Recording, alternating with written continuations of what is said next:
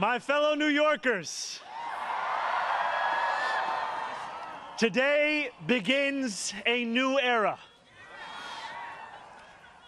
I stand before you, moved by the privilege of taking this sacred oath, humbled by the faith that you have placed in me, and honored to serve as either your 111th or 112th mayor of New York City.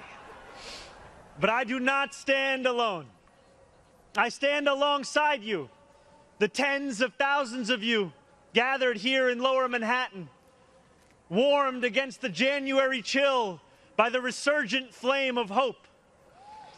I stand alongside countless more New Yorkers watching from cramped kitchens in Flushing and barbershops in East New York, from cell phones propped against the dashboards of parked taxicabs at LaGuardia, from hospitals in Mott Haven and libraries in El Barrio that have too long known only neglect.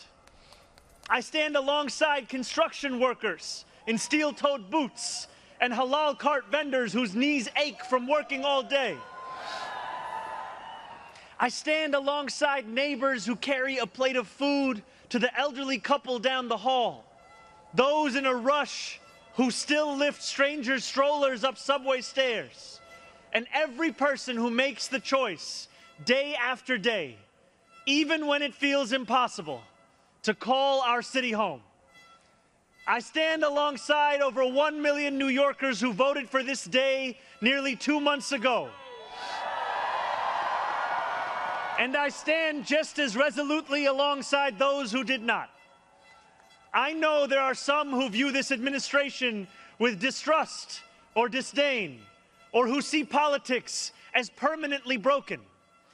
And while only action can change minds, I promise you this: if you are a New Yorker, I am your mayor.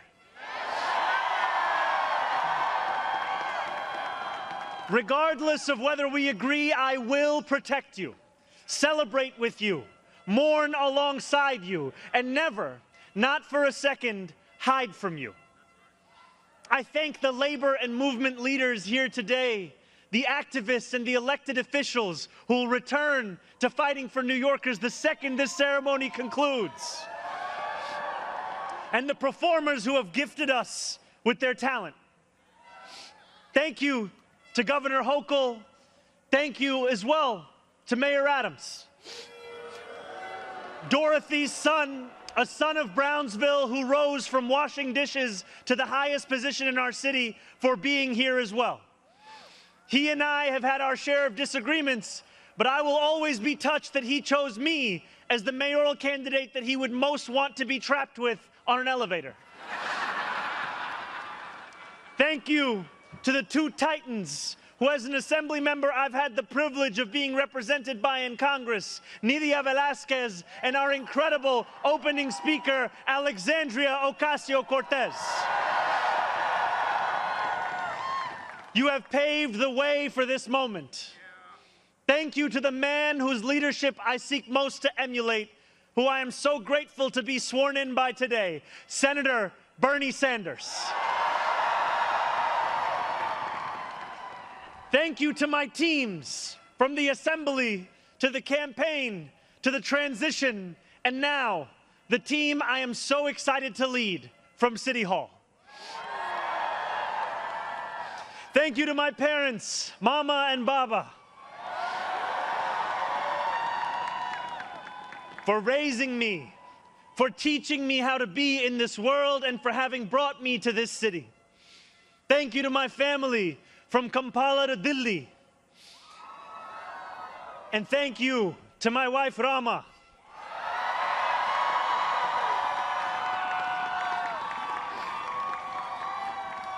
For being my best friend and for always showing me the beauty in everyday things. And most of all, thank you to the people of New York. A moment like this comes rarely. Seldom do we hold such an opportunity to transform and reinvent. Rarer still is it the people themselves whose hands are the ones upon the levers of change. And yet we know that too often in our past, moments of great possibility have been promptly surrendered to small imagination and smaller ambition. What was promised was never pursued. What could have changed remained the same. For the New Yorkers most eager to see our city remade, the weight has only grown heavier. The wait has only grown longer. In writing this address, I have been told that this is the occasion to reset expectations, that I should use this opportunity to encourage the people of New York to ask for little and expect even less. I will do no such thing. The only expectation I seek to reset is that of small expectations. Beginning today, we will govern expansively and audaciously. We may not always succeed, but never will we be accused of lacking the courage to try. To those who insist that the era of big government is over, hear me when I say this. No longer will City Hall hesitate to use its power to improve New Yorkers' lives. For too long, we have turned to the private sector for greatness while accepting mediocrity from those who serve the public. I cannot blame anyone who has come to question the role of government, whose faith in democracy has been eroded by decades of apathy. We will restore that trust by walking a different path, one where government is no longer solely the final recourse for those struggling, one where excellence is no longer the exception. We expect greatness from the cooks wielding 1,000 spices, from those who stride out onto our Broadway stages, and from our starting point guard at Madison Square Garden. Let us demand the same from those who work in government. In a city where the mere names of our streets are associated with the innovation of the industries that call them home, we will make the word City Hall synonymous with both resolve and results. As we embark upon this work, let us advance a new question, a new answer to the question asked of every generation. Who does New York belong to? For much of our history, the response from City Hall has been simple.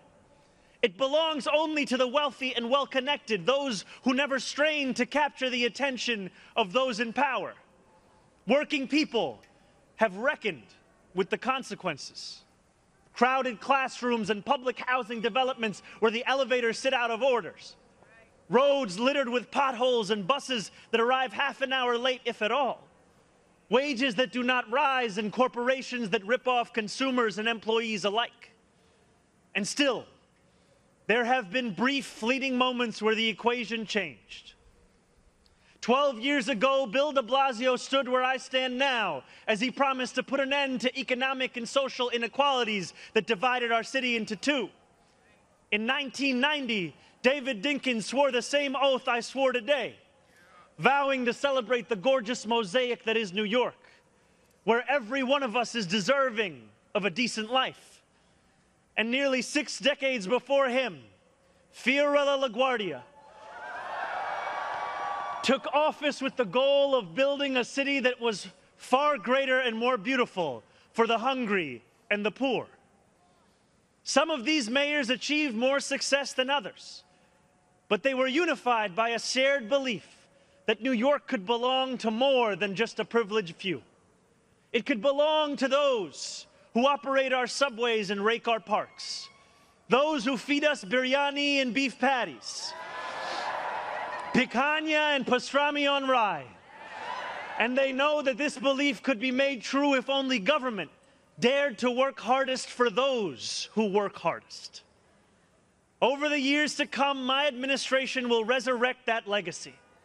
City Hall will deliver an agenda of safety, affordability, and abundance, where government looks and lives like the people it represents, never flinches in the